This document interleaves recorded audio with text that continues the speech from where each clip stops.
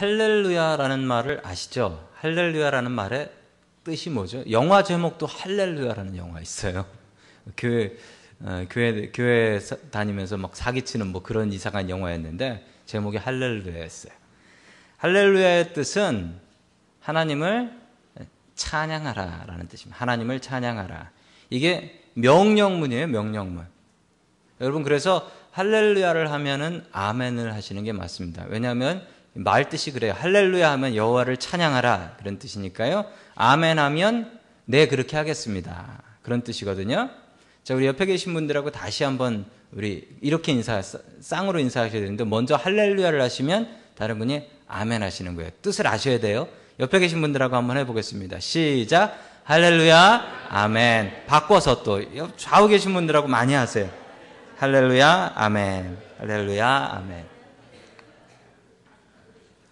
자, 우리가 그런 인생 살아야 됩니다. 어떤 인생이요? 할렐루야 인생. 하나님을 찬양하는 인생 살 수 있기를 주님의 이름으로 간절히 축원합니다. 아멘. 첫 번째, 하나님께서 우리에게 주시는 말씀, 하나님을 찬양하는 인생을 살아야 한다라는 말씀입니다. 하나님을 찬양하는 인생. 우리가 어떤 인생을 살아야겠습니까? 하나님을 찬양하는 인생. 다른 말로 하면 할렐루야 인생이네요. 할렐루야 인생. 할렐루야 인생 살아야 됩니다. 그게 어디 나오냐면 우리 시편 135편 1절에 나옵니다. 우리 같이 읽습니다. 시작. 할렐루야, 주의 이름을 찬송하여라. 주님의 종들아 찬송하여라. 아멘.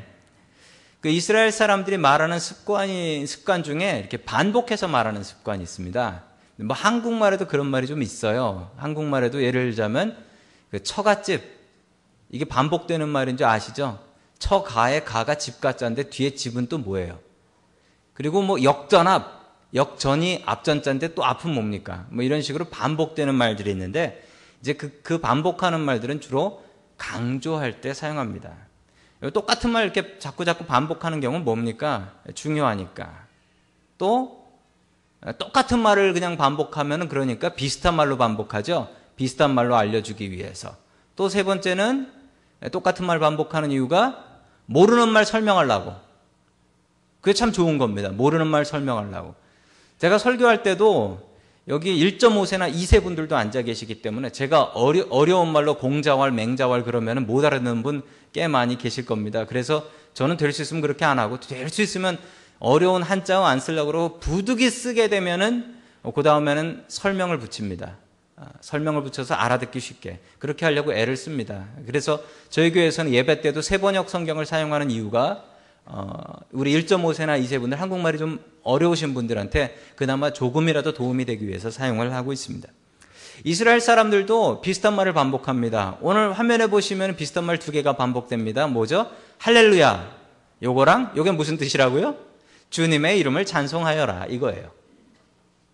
성경이 이렇게 쓰여진 게 참 많이 있습니다. 그래서 여러분, 어려운 말이 있어서 모르겠다 싶으면 성경에서는 어떻게 하면 되냐고요? 앞뒤를 살펴보면 답이 나오는 경우가 아주 많이 있습니다. 이걸 동어 반복법이라고 합니다. 같은 말을 계속 반복해서 한다라는 겁니다. 성경 보기 그렇게 어렵지 않습니다. 앞뒤를 잘 살펴보시면 답이 나와 있기 때문에 그렇습니다. 제가 예를 하나 보여드리도록 하겠습니다. 사무엘하 14장 5절의 말씀입니다. 우리 같이 봅니다. 시작. 왕이 그에게 이르되 무슨 일이냐 하니라. 대답하되 나는 진정으로 과부니이다. 남편은 죽고. 아멘. 여러분, 이 말이 좀 우스운 말입니다. 왜 그러냐면요, 진정으로 나는 과부입니다. I am a widow. 나는 과부입니다 라고 하겠습니다. 여러분, 남편 있는 과부 보신 적 있으세요? 없잖아요. 그런데 나는 과부입니다. 남편은 죽고. 이게 이스라엘 사람들이 설명하는 방식이에요. 하나를 얘기하고 거기에 뒤에 다른 말로 해서 설명을. 그러면 어떻게 되냐면요, 이 보캐뷸러리가 풍성해져요. 보캐뷸러리가 풍성해져요. 자꾸 비슷한 말을 다른 말로 바꿔 쓰는 연습을 하게 되면은 그 사람의 언어 능력이 아주 많이 올라가요. 아주 많이. 자, 과부인데 남편이 죽고, 이 얘기는 무슨 얘기냐면 나 정말 남편 없어서 괴롭고 정말 어려운 형편입니다 라는 것을 강조하기 위해서 이렇게 두 번이나 이 얘기를 하고 있는 것입니다. 자, 할렐루야도 마찬가지입니다. 할렐루야 너무 중요해서 강조하기 위해서 할렐루야, 여호와의 이름을 찬양하여라. 이렇게 얘기를 하죠. 여러분, 우리가 무엇을 위해서 이 땅을 살아가는 줄 아십니까? 여러분, 인생의 목표 뭡니까? 대부분의 분들은 내가 행복하기 위해서, 내가 행복하게 살기 위해서 그렇게 이야기를 합니다. 그런데 진짜 그렇게 살면 행복해지나요? 여러분, 그런데 나의 행복을 위해서 살면은 행복해질 수도 있고 아닐 수도 있고요. 영원히 행복할 방법은 없어요. 영원히 행복할 방법은 없어요. 그냥 그저 이 땅에서 살면서 조금 행복하게 살다가 죽을까? 이 정도죠. 자, 우리 인생의 목표를 잘 설명해 주고 있는 게 이사야 43장 21절의 말씀입니다. 우리 같이 봅니다. 시작. 이 백성은 내가 나를 위하여 지었나니 나를 찬송하게 하려 함이니라. 아멘. 하나님께서 우리를 만드신 목적이 뭐라고요? 뭐라고 나옵니까? 찬송하게 하려. 찬송을 위해서 우리를 만드셨다라고 성경은 분명히 우리에게 얘기합니다. 그러면 여기 뭐 교회를 처음 나오셨거나 얼마 안 다니신 분들은 그런 생각을 하실 겁니다. 아니, 내가 무슨 기쁨조도 아니고 하나님 찬송만 하고 사는 게 뭐 내 인생이라고? 뭐 이런 생각하실 수 있어요. 여러분, 그런데 찬송의 효과와 찬송의 목적을 생각하면 여러분이 이 말씀에 동의하실 수밖에 없습니다. 여러분, 노래 좋아하십니까? 오늘 다락방에서, 오늘 다락방 본문인데 다락방에서 각자 자신이 가장 좋아하는 찬송 하나씩을 정해서 그걸 이제 부르는 시간이 있으실 거예요.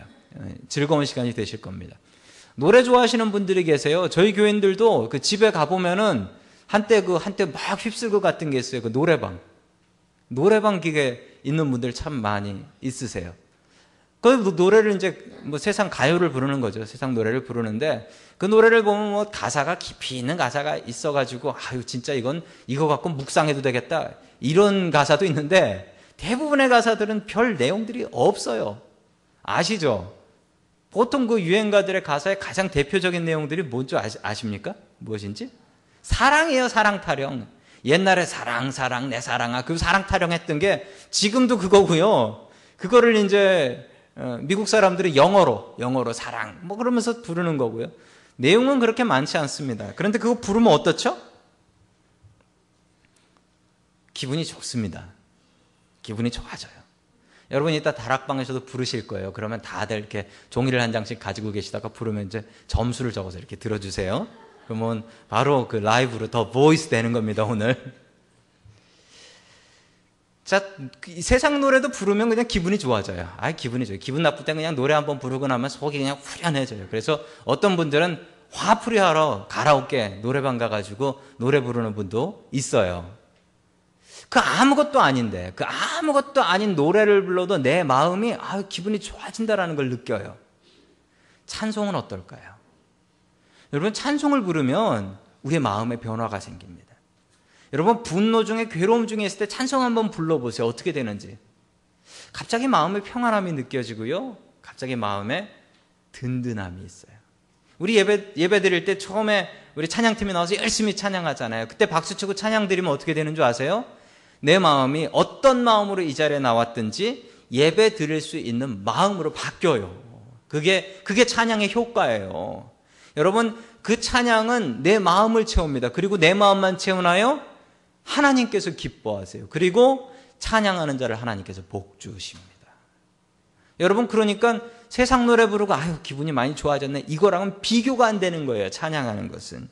그러니까 여러분, 저기 성가대 얼마나 예쁘게들 앉아 계세요. 성가대 저 자리가 정말 복받는 자리예요. 우리 찬양팀 찬양 많이 하는 자리가 복받는 자리입니다. 여러분, 많이 사모하시고 많이 찬양하실 수 있기를 주님의 이름으로 간절히 축원합니다. 아멘. 그냥 자원해서 하시면 돼요. 여러분, 천국 가면 못하는 일이 있는데요. 여러분 아세요? 천국 가면 못하는 일. 천국 가면 이건 절대 못해요. 제가 보증합니다. 천국 가면 전도 못해요. 당연하죠. 예수님 믿는 사람들이 천국 가니까 거기 가서 전도는 할 방법이 없어요. 그러니까 여러분, 이 땅에 있을 때 전도는 많이 하지 않으시면 천국 가서는 이게 메이크업이 안 돼요. 메이크업이 안 돼요. 그러니까 여기서 전도 열심히 하셔야 돼요. 천국 가면 무조건 해야 되는 게 있어요. 그냥 하루 종일 해야 되는 게 있는데 그게 뭐냐면 찬송하는 거예요. 찬송. 하나님을 찬송하는 거예요. 여러분, 그러니까 지금부터 찬송 많이 하고 많이 따라하고 알아야 찬송할 수 있습니다. 모르면 찬송할 수 없습니다. 찬송도 알아야 할 수 있는 거예요. 여러분, 담력 훈련이라고 아시죠?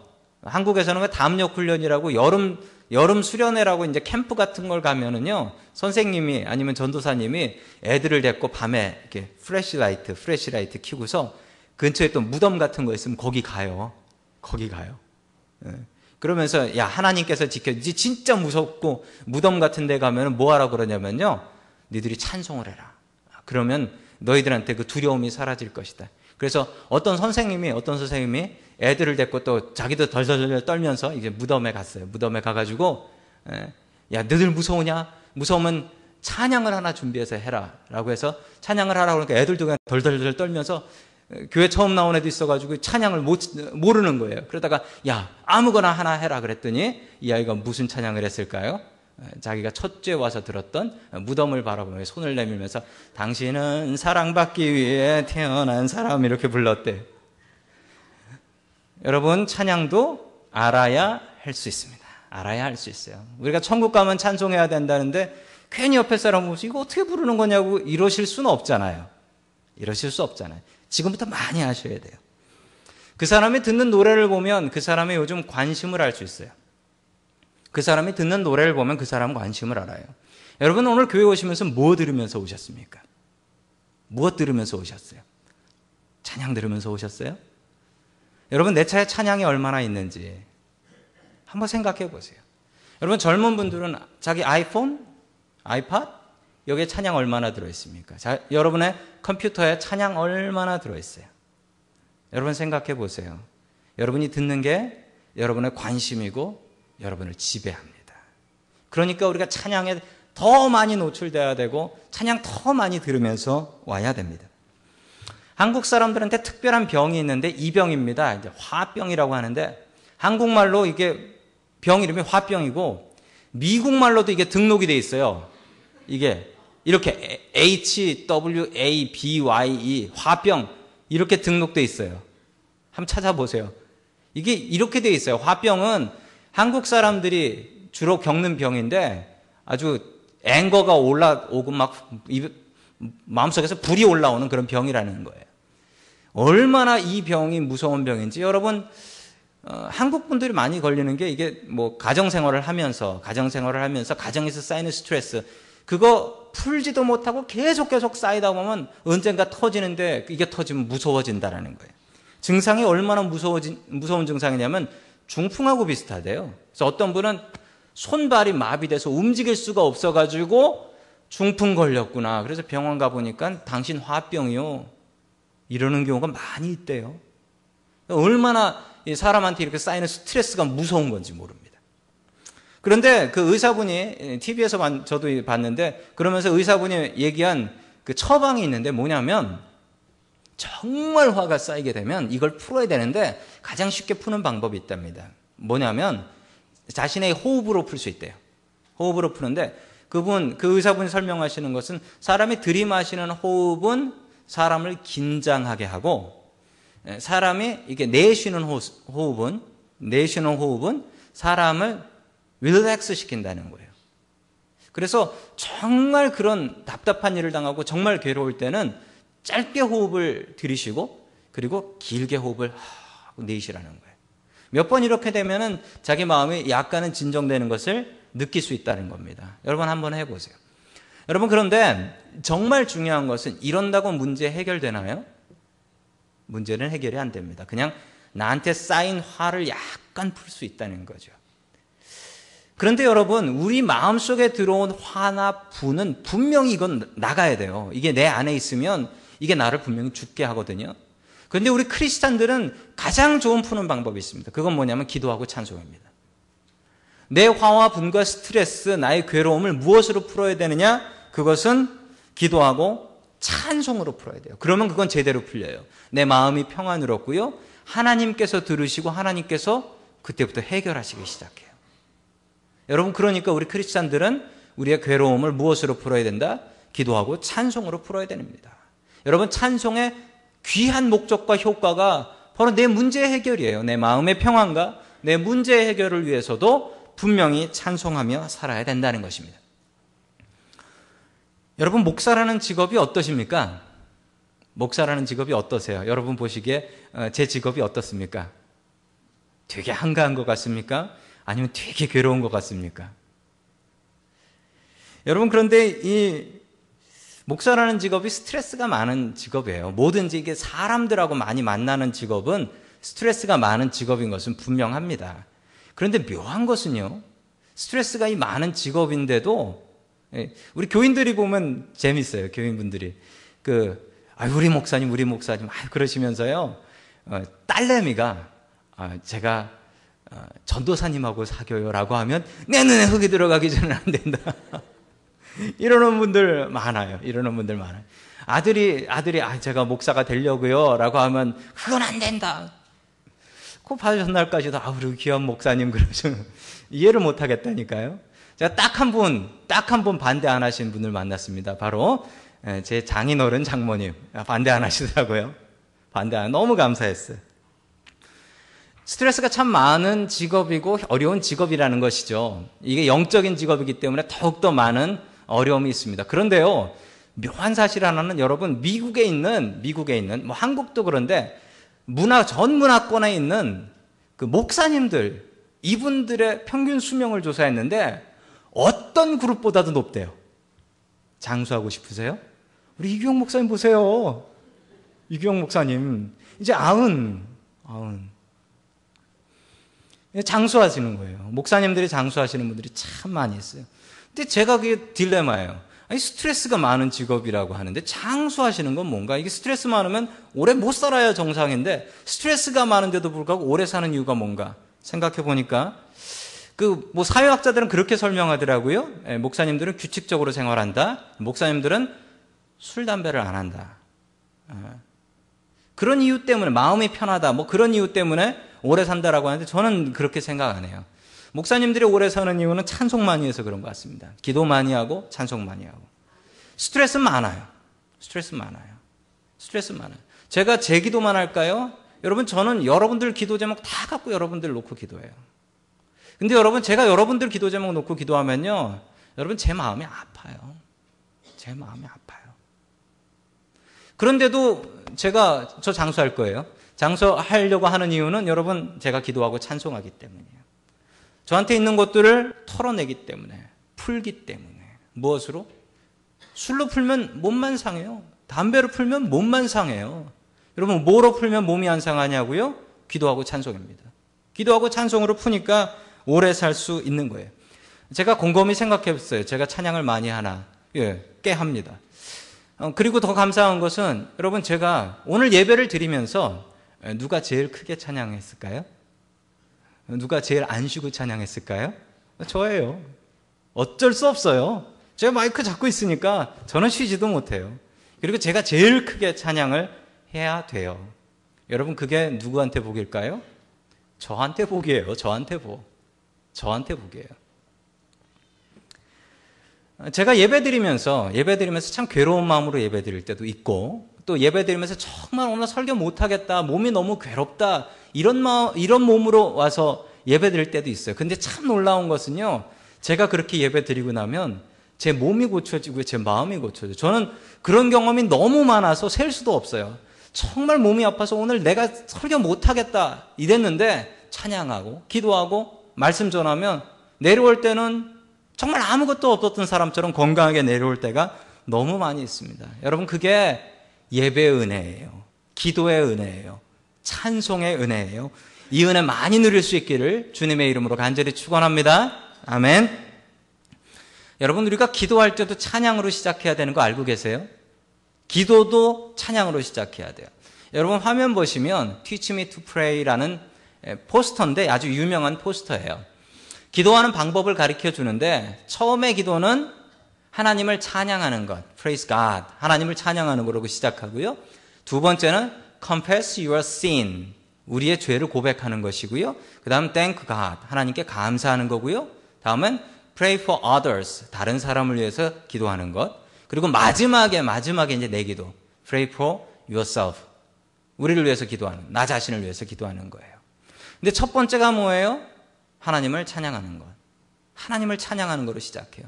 그래서 우리 기도할 때 그렇게 하잖아요. 전능하신 하나님, 우리를 사랑하시는 하나님, 나를 보살펴 주시는 하나님, 은혜가 많으신 하나님. 이런 식으로 해서 처음에 하나님을 찬양하고 시작해야 돼요. 여러분, 그게 기도의 시작이에요. 우리의 삶의 시작은 어때야 될까요? 우리의 삶의 시작은 어때야 돼요? 여러분, 하루의 시작을 기도로 시작하십니까? 그 기도의 시작을 찬양으로 시작하십니까? 여러분, 그냥 찬송을 한 곡 부르셔도 돼요. 하나님을 찬양하는 것이 우리의 삶의 시작이 되어야 될 것입니다. 우리의 인생의 시작, 우리의 삶의 시작, 우리의 하루의 시작이 찬송이 될 수 있기를 주님의 이름으로 간절히 축원합니다. 아멘. 두 번째, 마지막으로 하나님께서 우리에게 주시는 말씀, 하나님의 택하심을 찬양해야 합니다라는 말씀입니다. 하나님의 택하심을 찬양해야 합니다. 우리 다 함께 시편 135편 4절의 말씀을 보겠습니다. 시작. 주님께서는 야곱을 당신의 것으로 택하시며 가장 소중한 보물로 택하셨다. 아멘. 하나님께서 우리를 무엇으로 택하셨다고요? 가장 소중한 보물, 가장 소중한 보물로 택해 주셨다라는 것입니다. 가장 소중한 보물. 그게 은혜입니다. 여러분, 우리가 이런 대접 받을 만 할까요? 여러분, 우리가 가장 소중한 보물이 될 만한 사람입니까? 여러분, 옆에 계신 분들 한번 보세요. 보물같이 보이시는지. 여러분, 그리고 옆에 계신 분들하고 이렇게 한번 인사해 보겠습니다. 당신은 하나님의 보물입니다. 당신은 하나님의 보물입니다. 당신은 하나님의 보물입니다. 여러분, 그런데 옆에 분들 보시면서 느끼신 게 있으실 텐데, 보물 같으세요? 고물 같으세요? 고물요. 네, 고물. 제대로 보셨어요. 제대로 보셨어요. 여러분, 우리가 보물 같냐고요? 고물 같아요. 그게 맞아요. 그게 현실이에요. 갈수록 우리는 고물이 돼가고 있습니다. 고물도 아니고 꼬물이 돼가고 있습니다. 근데 여러분, 왜 하나님은 우리를 보물이라고 하세요? 하나님 보시기엔 우리가 보물이에요. 이런 대접 받을만 하지 않은데 하나님께서 주시는 은혜예요. 하나님께서 주시는 은혜는 우리가 보물이 아니고 고물인데 그 고물을 보물로 여겨주시는 과분한 은혜입니다. 김 목사가 보물이 아닙니다. 저는 보물이 아니에요. 그리고 보물 같은 목사도 아니에요. 그런데 하나님께서는 저를 고물이 아니라 보물로 여겨주신다는 겁니다. 여러분도 마찬가지입니다. 여러분의 인생, 여러분 자신 고물일 수 있어요. 그런데 하나님께서는 여러분을 고물로 보지 않으세요. 보물로 보고 계시다는 겁니다. 지지난주에 이분 아시죠? 브라이언 집사님. 작년 여름에 이제 뉴욕으로 갔잖아요. 지금 8개월째 뉴욕 생활을 하고 있는데 그 팀에서 프레시던트가 됐대요. 프레시던트가 되고 그러고 나서 이제 얼터너티브 에너지 연구하는 친구여서 그런지 이쪽에 많이 오더라고요. 솔직히 매주 와요. 매주 와서 있더라고요. 거의 출퇴근을 이쪽으로 하는 것 같아요. 뉴욕에서 이쪽으로. 잠깐 시간을 내가지고 공항 가기 전에 저희 집 와서 밥 달라고 그래서 밥 줬어요. 밥 먹고 김치찌개 먹고 갔는데 비행기에서 냄새 많이 안 냈나 모르겠어요. 와가지고 밥 먹고 나니까 아들 낳았잖아요. 현이라고, 이현. 아들 낳았잖아요. 밥 먹고 나니까 뭐 딴 얘기도 없어요. 바로 전화기 꺼내더니 아이 보여주는 거예요. 이렇게 막 보여주는 거예요. 넘기면서 보여. 저희 집사람은 그런 거 보라 그러면 잘 봐요. 이쁘다고 그러면서. 저는 그냥 이쁘네 그러고 저 많이 안 보는데 저희 집사람은 계속 보더라고요. 계속 보다가 이제 한참을 보다가 사진이 바뀌었어요. 무슨 경치를 하나 찍어놓은 사진. 끝났네 라고 하고 끊으려고 하니까 이 브라이언 집사님이 아니요 뒤에 또 있어요 라고 하면서 본인이 넘기면서 계속 보여요. 이쁘죠? 아이고 뭐 어제 페이스북에 글 올린 거 보니까 예쁜 아이 선발대회 내보내야겠다는 둥. 참 그렇더라고요. 근데 그걸 보면서 제가 무슨 생각이 들었냐면 나도 저랬나. 저는 더 했어요. 하나 일이 생각이 나는데 제 큰아들을 낳고 나서 큰아들 사진을 찍었어요. 100일 사진을 찍어가지고 집에다가 이제 액자 해가지고 제일 좋은 데다가 제일 좋은 데다가, 원래 그 예수님 사진 걸려야 되는 그 자리에다가 걸어놓고, 제 친구 목사님이 한번 우리 집에 와서 식사를 했어요. 식사를 하고서 나가면서 제가 그 사진 좀 보라고 그랬더니 그러고 나가더라고요. 제가 그게 얼마나 상처가 됐는 줄 아세요? 아니, 저렇게 이쁜 애를 보고 그러고 어떻게 나가? 그러고 어떻게 나가? 제가 얼마나 그게 상처가 됐는지 지금도 막 울분이 솟아오르네요. 전 더 했어요. 근데 여러분, 더 놀라운 사실을 아세요? 저희 어머니가 저를 낳고 그러셨다는 거. 그 귀한 시절에 제 사진 찍어놓고요, 사진 붙여놓고요. 참 저희 어머니가 대단하신 분이세요. 근데 여러분, 그런 분 딱 한 분 더 계신데 그분 아세요? 하나님. 거물 같은 우리들을 보물로 여겨주시는 하나님. 정말 보잘것없지만 하나님께서는 지금도 어디선가 우리 자랑하고 다니실 거예요. 우리 자랑하고 다니실 거예요. 고물 같은 우리들을 보물로 만들어주신 분이 바로 하나님이십니다. 남들이 보면 정말 한심하고 답답하고, 저 못난 자식을 갖고 왜 저러나? 그런데 하나님은 그러지 않으신다는 거예요. 하나님은 지금도 어디선가 제가 제 아들 자랑하고 다녔던 것처럼, 어머니가 제 자랑하고 다녔던 것처럼 저희 하나님 아버지 어디서 그러고 다니신다는 거예요. 우리를 보물로, 무엇으로? 소중한 보물.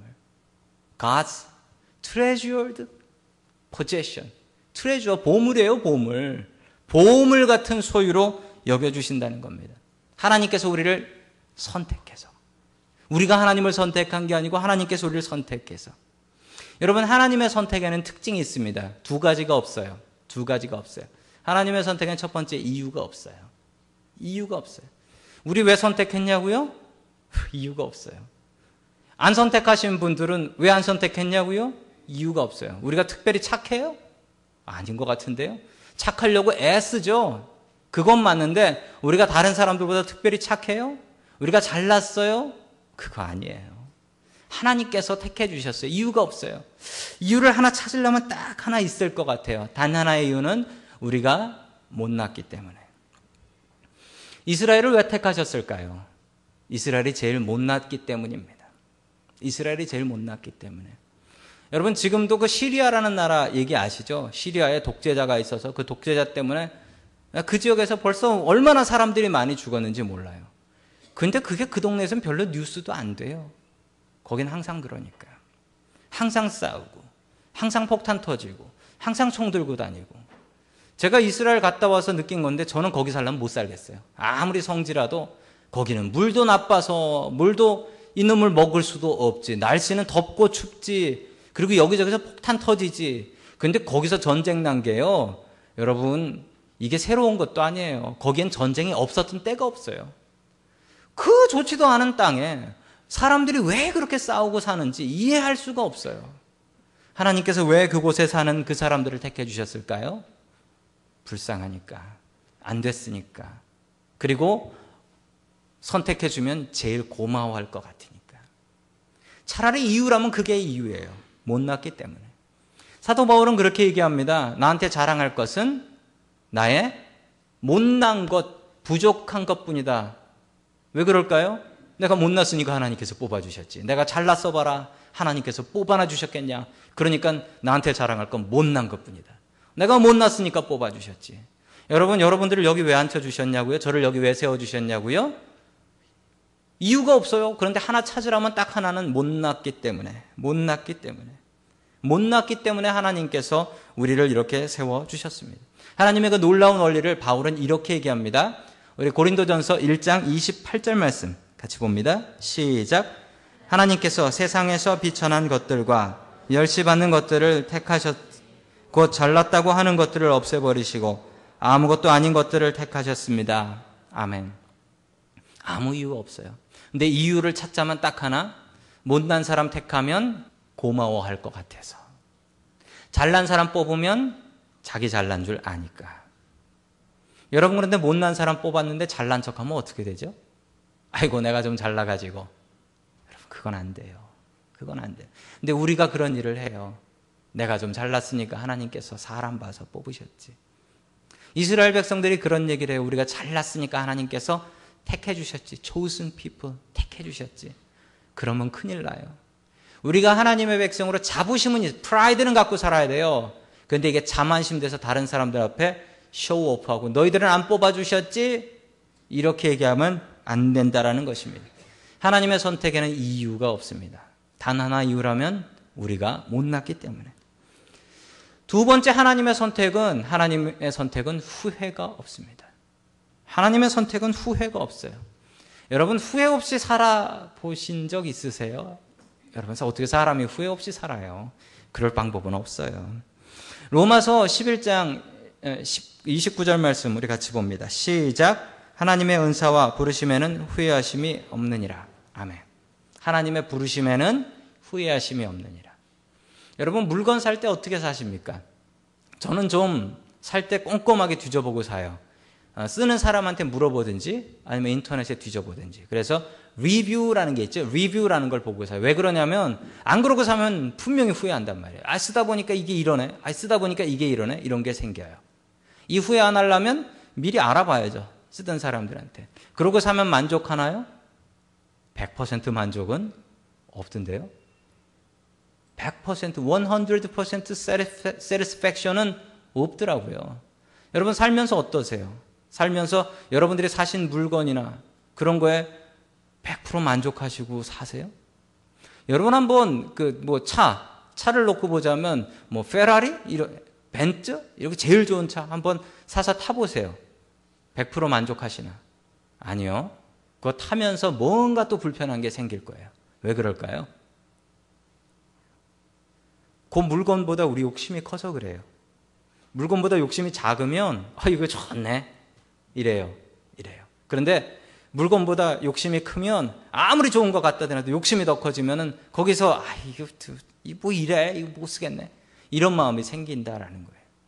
여러분 그런데 이 욕심 대신에 사랑이 있으면 만족할 수 있어요. 여러분 남편이나 아내보다 자식이 왜 만족스러운지 아세요?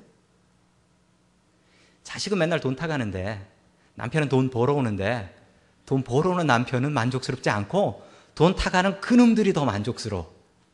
이 말도 안 되는 장사 이건 왜 이럴까요? 남편한테는 욕심이 있고요.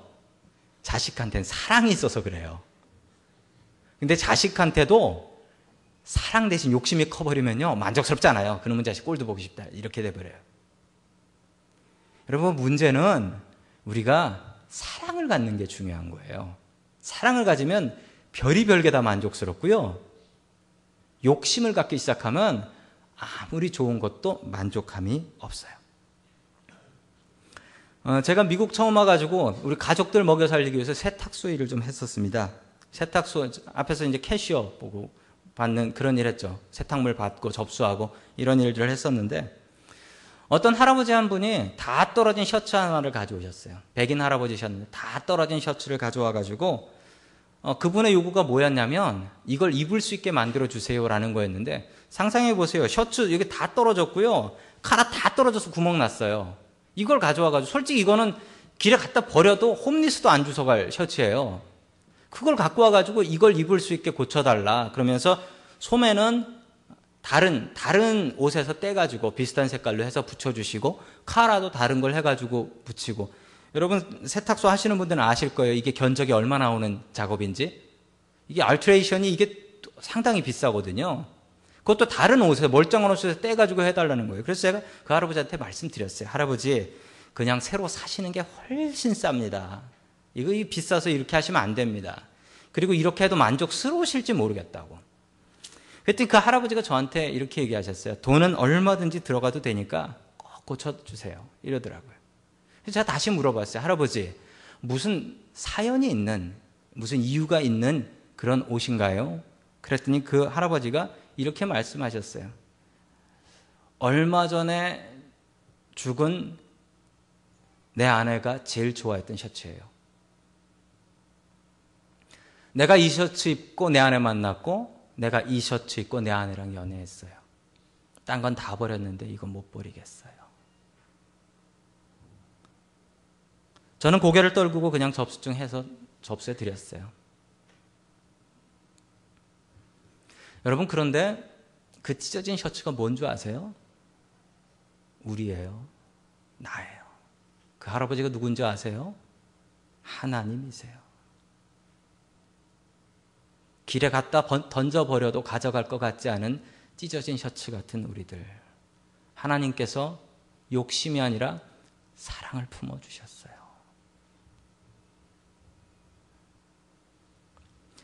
여러분, 우리를 소중한 보물로 여겨주셨어요. 우리 어떻게 해야 될까요? 어떻게 살아야 될까요? 여러분, 어떻게 하면 그 사랑에 보답하며 살 수 있을까요? 여러분, 우리가 소중한 존재라는 걸 알았으면 우리가 하나님을 소중한 분으로 여겨드려야 돼요. 그리고 그분의 그 사랑을, 그 아름다운 사랑을 전하면서 살아야 됩니다.